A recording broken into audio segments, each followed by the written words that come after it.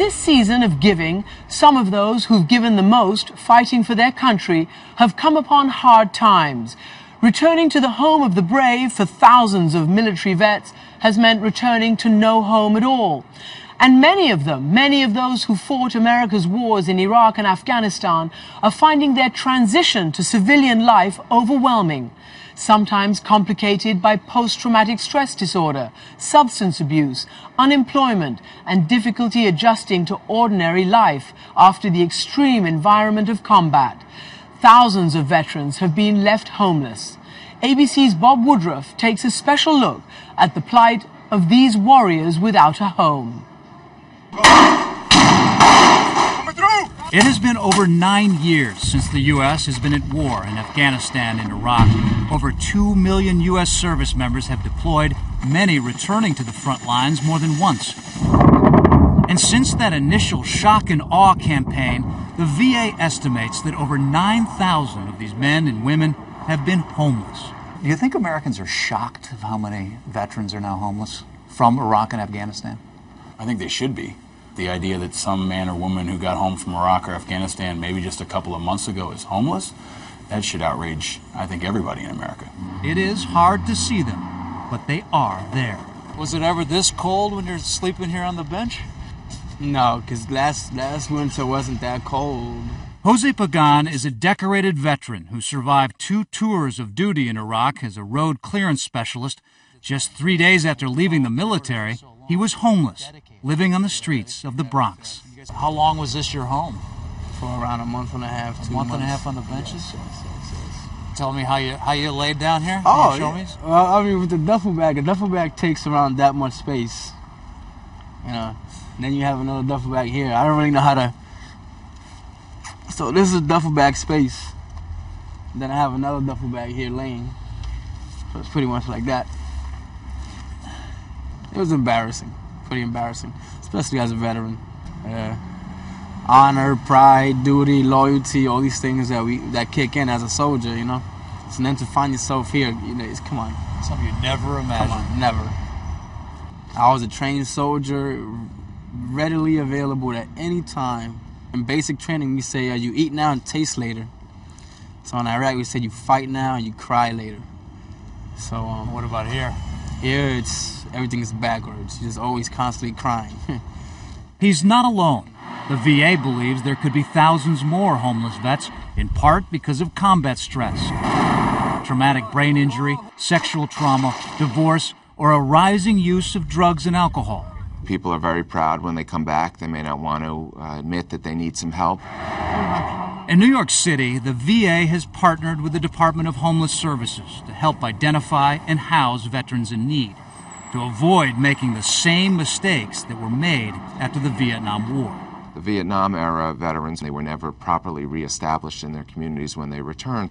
The country has learned a lot, the city has learned a lot, that you got to get it right at the beginning, and if you do that, it'll have lasting effects. But some say changes are not being made fast enough. Let's go! Troops are being called upon to serve over and over. Approximately 900,000 service members have been sent into harm's way more than once, women included. In fact, women are becoming homeless faster than men. Women are becoming homeless at twice the rate of men. They make up about 15% of the fighting force, and that's something the VA wasn't prepared for, nonprofits weren't prepared for, shelters weren't prepared for, and that's why we're seeing them end up homeless at such a higher rate. Sergeant Katara Henry is one of those women. A chemical weapons specialist with the 101st Airborne, she served 2 deployments to Iraq. Her second tour of duty came only 4 months after her son was born. While in Iraq, her husband filed for divorce and was granted custody of their 2 kids. When I found out about court and everything else, I said, you know what, I got to get a lawyer. So I was trying to deal with those things while I was in Iraq. So that's where all my money was going. When she came back to the U.S., she slept on friends' couches and even in a car on the street.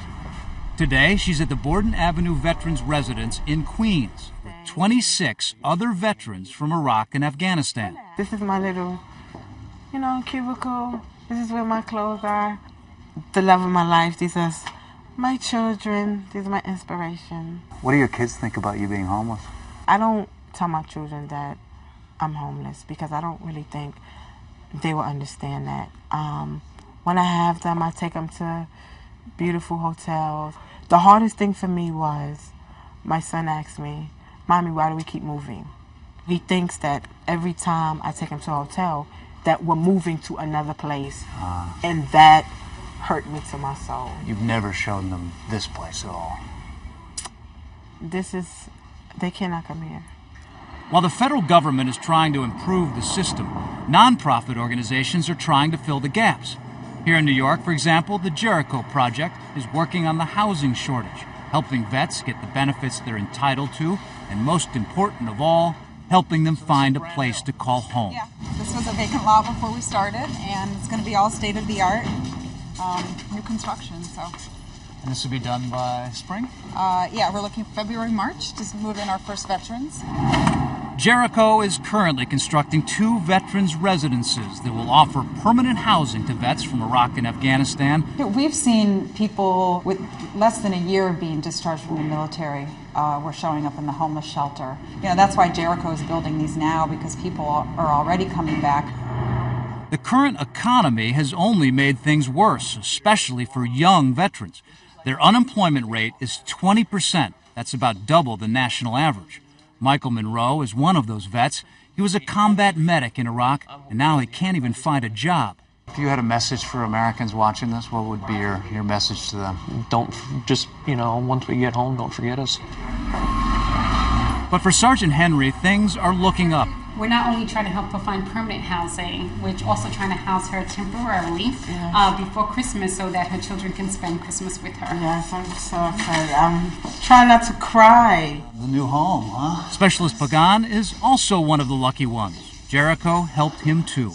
Everything changed. I have an apartment, and it was the first time, especially as a grown man, that I've gotten a gift like this.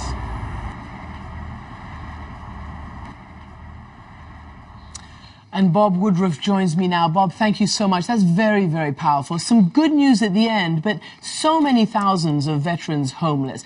Why is it that Iraq and Afghanistan returning vets are becoming homeless faster than they did when they came back from Vietnam? Well, you can see in Vietnam, they're going back to a civilian world that existed. So many came back. You look at the number, about 11% of Americans served in Vietnam. Now it's only about 1%. So when they come back, they're largely alone. They don't have the information about how they can get so much help.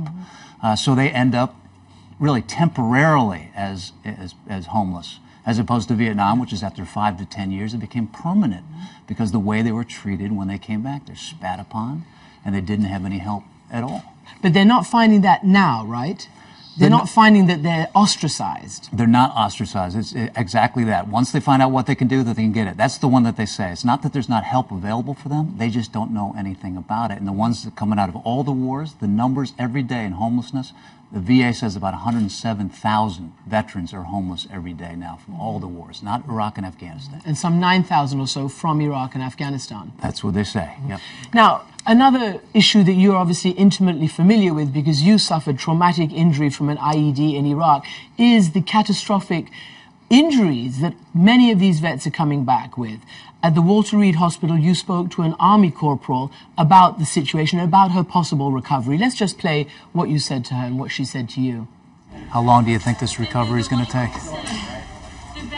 Maybe a lifetime for the mental, you never know. I know that this has been a long road. Do you think you're going to spend a year walking better, dealing with PTSD you've got, or do you think this is long-term for much of your life?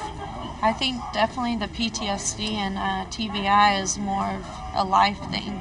But the walking, I think we can overcome and just take it for what it is and be glad that I'm still here. So TBI, traumatic brain injury, how are they getting the help?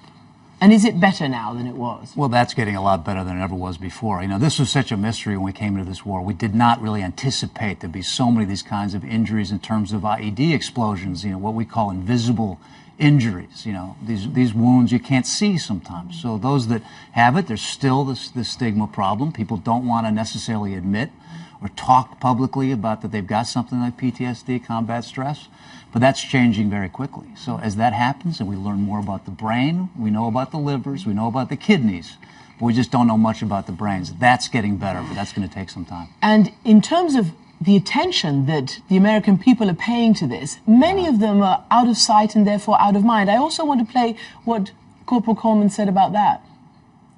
Do you think that us in the media are just not reporting enough about what's happening? If a soldier gets killed, y'all cover it. I think it's important that y'all cover more about the wounded warriors, and because, I mean, look around, there's hundreds of wounded warriors here. Walter Reed's overflowing with patients. You are a wounded warrior in our ranks, in the ranks of journalism. What do you say on this holiday weekend to what she just told you? Well, I think anytime somebody meets somebody that was injured, they want to do everything they can. I've definitely seen that. A lot of times just in your community, in your neighborhood, you might not know anybody because it's only about 1% of the people in the country are serving. If you do meet them, you want to do it. It's just, I think when people don't want to do something, it's because it's a different world. You know, the rest of us have a different world, and their world is over here. Once it comes together, and you have really, with your wife Lee, taken on this mission of raising funds, of raising awareness for the walking wounded who come back. There is so much nonprofit help, as you're seeing. Something like Jericho, for example, helping the homeless, because there's gaps. You know, the government is doing a lot, more and more all the time, but there needs all these holes we got to fill up.